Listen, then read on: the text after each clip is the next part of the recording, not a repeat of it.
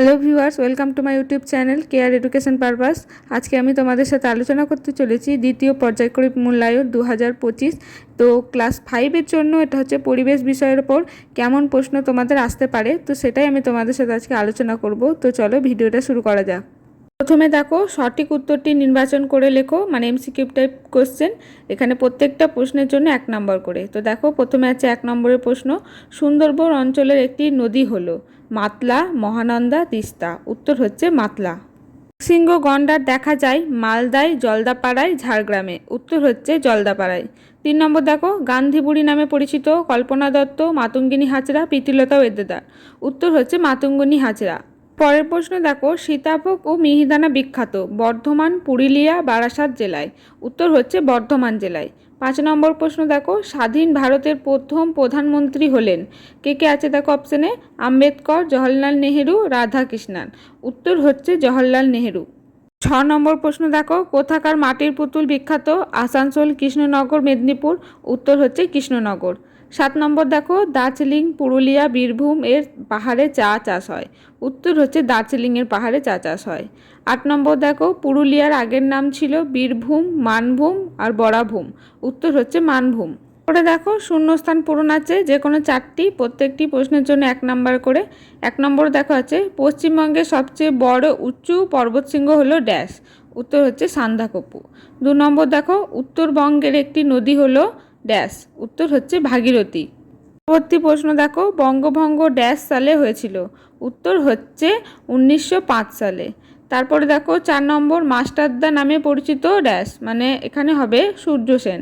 5 নম্বর প্রশ্ন দেখো, জলপাইগুড়িতে ড্যাশ বনে এক সিংহ গন্ডার দেখতে পাওয়া যায়। উত্তর হচ্ছে জলদাপাড়ায়। পরে দেখো, নিচের প্রশ্নগুলি পূর্ণ মানে উত্তর দাও, মানে এক কথায় উত্তর লিখতে হবে। তো 4টি আছে, প্রত্যেকটি প্রশ্নের জন্য 1 নম্বর করে। প্রথম প্রশ্ন দেখো, একটি অপ্রচলিত শক্তির নাম লেখো। উত্তর হচ্ছে সৌরশক্তি। 2 নম্বর দেখো, জাতির জনক নামে কে পরিচিত। উত্তর হচ্ছে মহাত্মা গান্ধী। ধান কাটা ও ঝাড়ার জন্য ব্যবহৃত আধুনিক যন্ত্রটির নাম কি। উত্তর হচ্ছে হারভেস্টার। তারপরের প্রশ্ন দেখো, বাঁশের কেল্লা কে তৈরি করেছিলেন। উত্তর হচ্ছে তিতুমির। পরবর্তী প্রশ্ন দেখো, হুগলি জেলার সদর শহরের নাম কি। উত্তর হচ্ছে চুঁচুড়া। তারপরের প্রশ্ন দেখো, আজাদ হিন্দ ফৌজ গঠন করে ড্যাশ, মানে কে গঠন করে তার নাম লিখতে হবে। উত্তর হচ্ছে সুভাষচন্দ্র বসু। তারপরে দেখো কি করতে হবে, নিচের প্রশ্নগুলি সংক্ষিপ্ত উত্তর দাও, মানে এগুলো একটু বেশি বড় করে লিখতে হবে। 2 নম্বরের মতো করে, প্রত্যেকটি প্রশ্নের জন্য 2 নম্বর করে। প্রথম প্রশ্ন দেখো, নিত্যবহ নদী কাকে বলে। উত্তর হচ্ছে, যে সকল নদীতে সারা বছর ধরে জল প্রবাহ দেখা যায় তাকে নিত্যবহ নদী বলা হয়। যেমন একটা উদাহরণ হচ্ছে গঙ্গা নদী। ম্যানগ্রোভ জাতীয় উদ্ভিদ কোথায় দেখা যায়। এই জাতীয় গাছের বৈশিষ্ট্য লেখো। দেখো এর উত্তর, তো দেখো এখানে মনে হচ্ছে টাইপিং মিস্টেক আছে, তো উত্তরটা হবে, গাঙ্গেয় সমভূমির দক্ষিণ অংশে উত্তর 24 পরগনা জেলায় কিছু অংশ এবং দক্ষিণ 24 পরগনার দক্ষিণ পূর্বের প্রায় পুরো অংশ জুড়ে সুন্দরবন রয়েছে। ম্যানগ্রোভ জাতীয় গাছের বৈশিষ্ট্য হলো।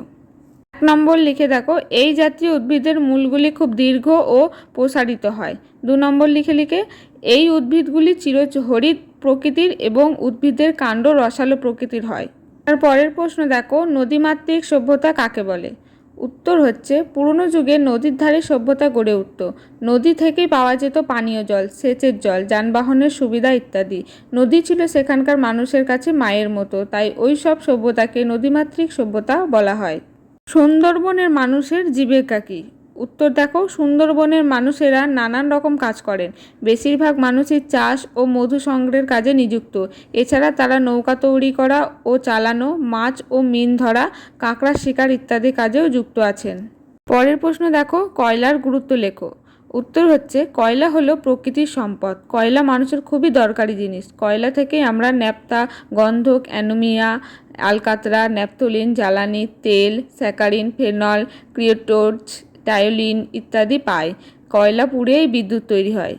দেখো এইরকম টাইপের প্রশ্নই তোমাদের কিন্তু 5ম শ্রেণীর পরিবেশে আসতে পারে দ্বিতীয় পর্যায়ক্রমিক মূল্যায়নের জন্য।